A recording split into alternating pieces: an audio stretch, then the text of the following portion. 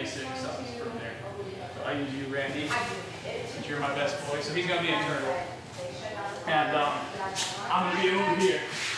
And I'm just going to do like a cross-side back take. So most people that are doing jiu-jitsu for any time, they've seen something like this, and then we fall, and now I'm on his back. So we're just going to modify that to obtain the current position. So everybody come around this way. So I need to get a lane open on this side of the body. And there's a few ways I can do that. I can reach in and do an L-frame, push that out. I can reach inside, pull it across. I can reach in front, pull it across. I can threaten chokes to get him to pick his hands up. He can just be bad at turtle and leave it open. But whatever you like to get that space open, get that space open. For me, I'm usually going in front and pulling that across. So if you don't have a favorite, just do that. Then I'm sitting with this knee down and this knee up. I'm going to switch to that knee down. I'm going to step that foot to the inside, right? Now I'm going to let that go. I'm going to post and turn as I slide my foot all the way through and I hook it. So let's rotate this way now. So I hook my foot all the way around. That's important. Then I like to go ahead and triangle there because I'm going to use this to set up a lockdown as I fall back. And then I control the foot,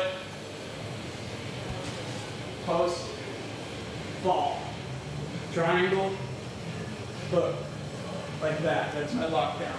That makes it harder for him to do these reversals where he hips out, pulls that, and now he's got me in the truck. If I've got his foot latched on like that and he starts trying to do that, he's going to put himself in a knee ball. So, from here, first submission I always try, I use my lockdown foot, bring it close, pull it down. You can go here and finish. That's what's commonly taught, but I was at a sub-only tournament once. It was like a 10-minute round, and I held the dude like this for 3 minutes straight, and he didn't tap. So I lost a little bit of faith in finishing like this. But then I fought that same dude 6 months later, and I made a modification, and he didn't tap, and it hurt his knee.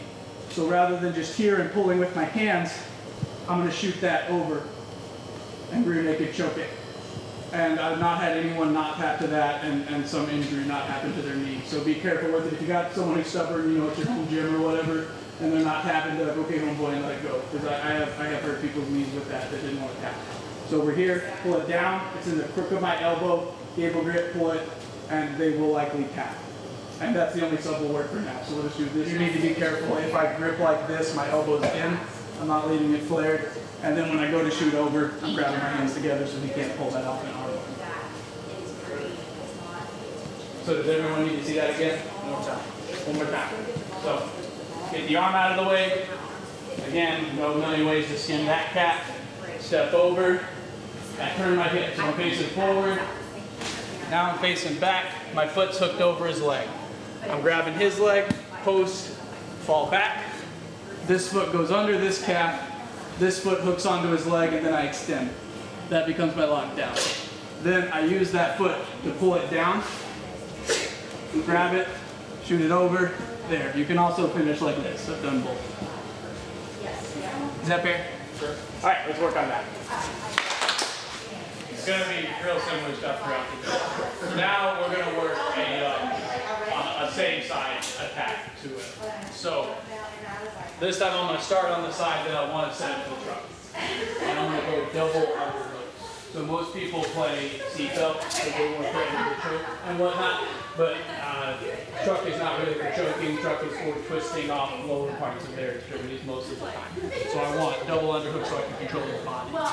Now, if he's in tight, he's making it like hard on me.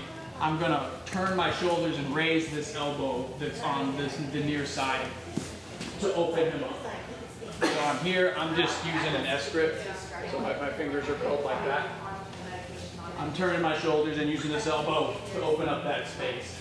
Then I'm sliding this leg in. And I'm going to follow my hip.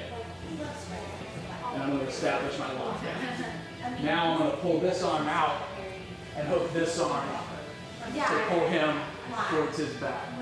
Now I can go back down here, play my calf slicer, my banana split. So the calf slicer is the same as before, the banana split. This time ideally we're rear naked choking his leg. If your arms aren't long enough to do that, you can work this, and then it's just extend my lower body weight and pull that down. Going back to the initial position, this is a really easy way to get into a twister. So I've already got his arm pulled across here. I just need to insert this arm and get it behind my head. Then I go around his head and I clasp together. Sometimes if you got short arms, it can be hard to reach this. If they're long enough, it may just not be there. That's okay. I don't think we have anyone. Randy might have a hard time getting high snip in it, but everyone else should probably be able to put their part. And Brian's back is bad, so maybe don't do this one to him. But then it's just like the twister. I push with my legs and I pull with my upper body, and it is a spine submission. The finish of it is pretty nasty, so go easy with it. And again, if you're doing this to somebody and they're not tapping, they're like, okay, buddy, and move on with your life. Then, if I'm not getting any submissions in the truck, I can just extend away, set my hook, and now I'm just playing normal back and forth. So, once more, just fluid.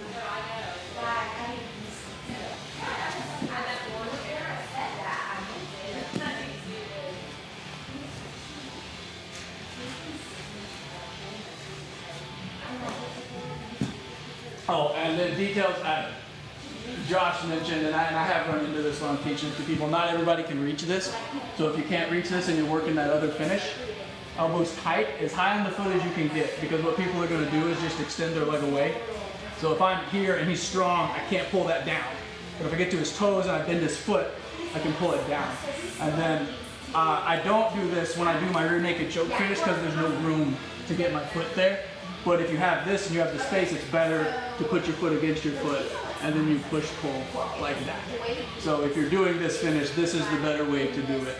If you can reach it, I do stand by this being optimal, but not everyone can reach it. Any questions about any of that? Can you see it again? On the twister finish, is it better to go under the neck right here or higher up on the head? There's probably more leverage higher up on the head, but you're also risking sliding off. So I would say you got to feel it out based on how they're kind of I usually like reverse Kessa and pull his leg over. A lot of times what will happen is they'll be hipping out to replace guard, and I'll follow with my knee to suck that space up. Then I'll snip through to my hip.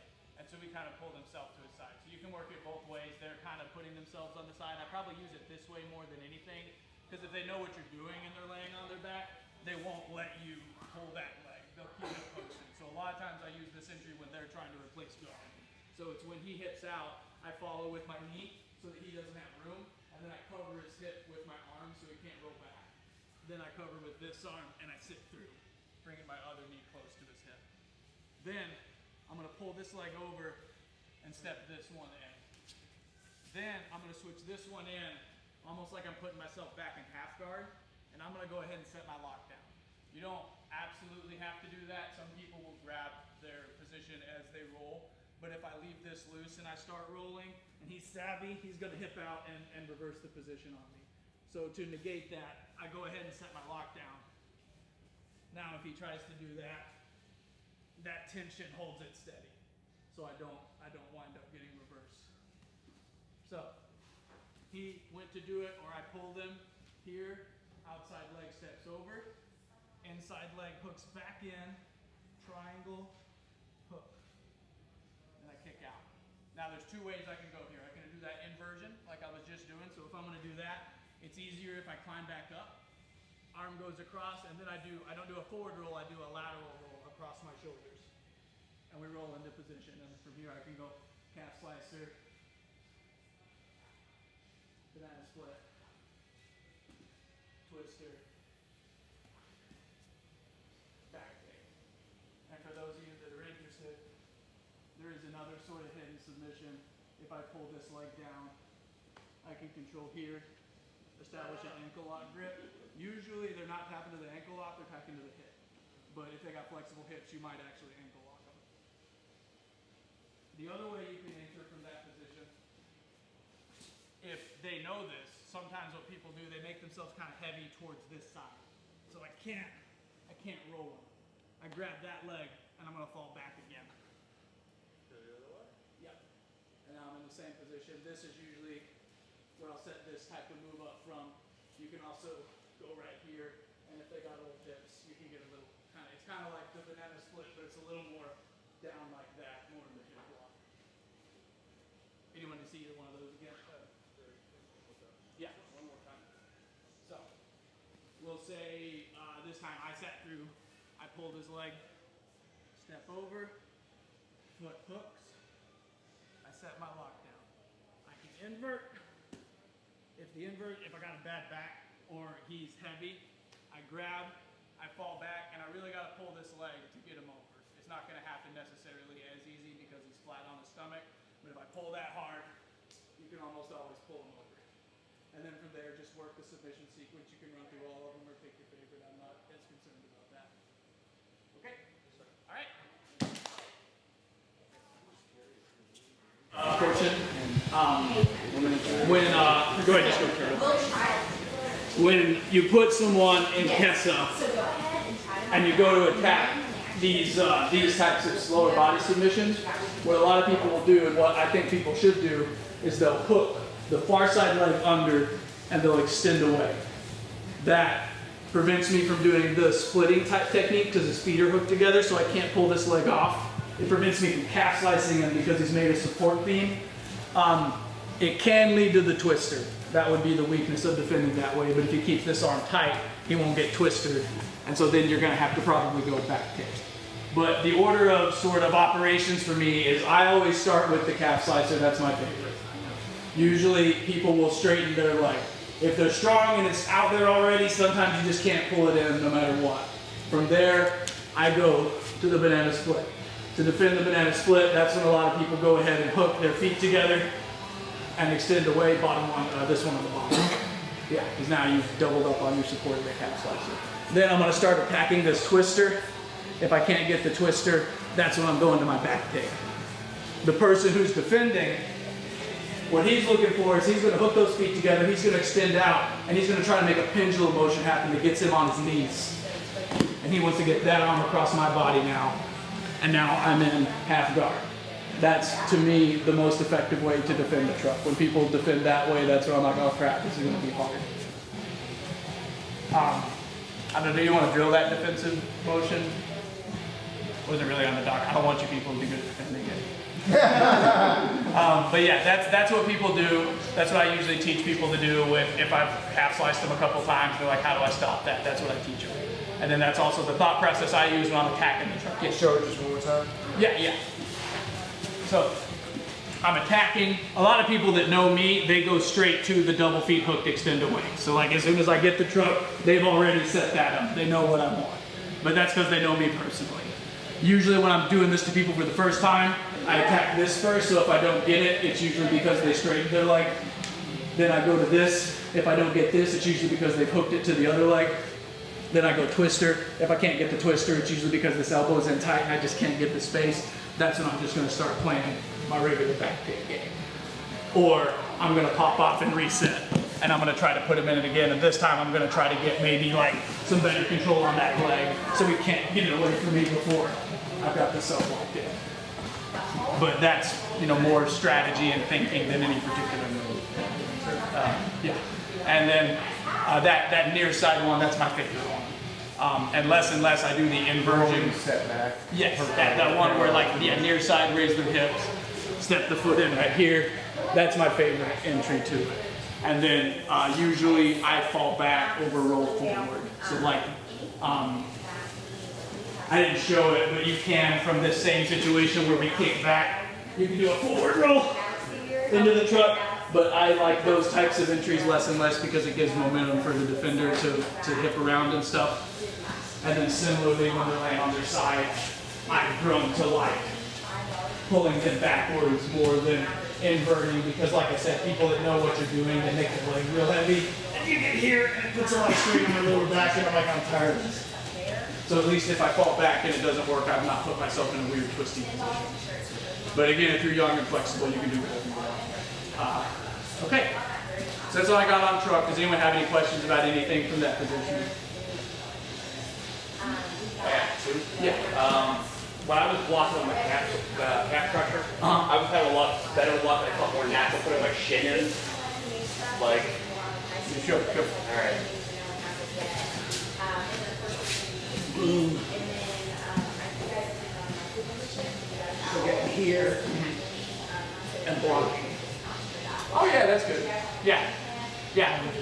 That's probably like a body build thing. The lockdown's awkward for you. Well, that, getting my right foot on yeah, this ankle. yeah, no, that definitely makes sense to me. And then you can get some similar kind of bite down pressure with your knee supporting your foot. So yeah, that's good. With your legs twisted, there's got to be half guard entries from into truck from.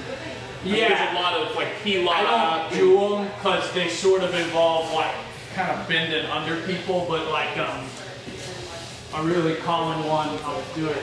Well, I guess part of the reason I don't do it is I do truck on what would be my bad half frame side. But if I'm here, you can do this outside sort of lockdown, and then if you can get outside this arm, so like say he had, I had an underhook and he wizard, you can do your hip out, bring your head out stuff. But those types of moves are uncomfortable for me, so I just don't do that. But definitely there, anytime you. How about when they put you in half guard? Oh yeah, you can roll to it from top half guard, but again, it's sort of Awkward. it's a very tight roll. Your leg has to be very high, and if it doesn't work, you will roll into the truck. Okay. And I'm just not the person to teach that move. Jacob was studying it. Do you know that move? It's fine, I'm not proud. There is, yeah. We just I don't know if it's up yet, but Michael and I just did some good video.